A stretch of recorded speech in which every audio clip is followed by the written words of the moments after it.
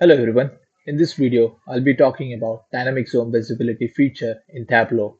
So this is the official document published on Tableau's website which explains the definition of dynamic zone visibility and the possible use cases.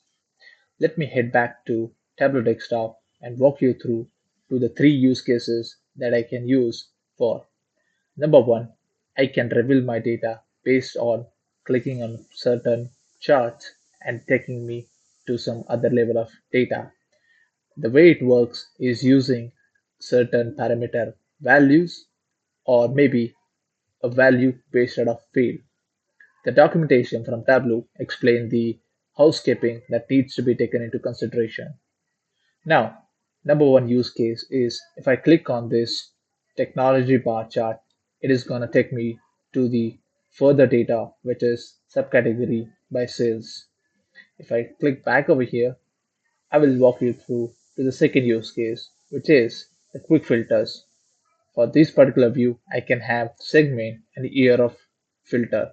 But if I click on this technology or office supplies, for example, look how ship mode is the only filter available along with year mode. The other filter, which was segment, goes away. The third use case you can think about is clicking on this tutorial guide, which explain click here to view the subcategory data. If I click over here and click once again back on this option, it says click here to go back, which allows me to create some tutorial guide for my end users to access this dashboard more informatical way. The third use case I can think about is look how the ear filter is there.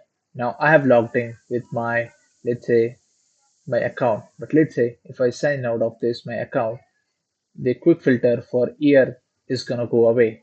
And that way you can create some row level filtering for your quick filters as well. Thank you for watching.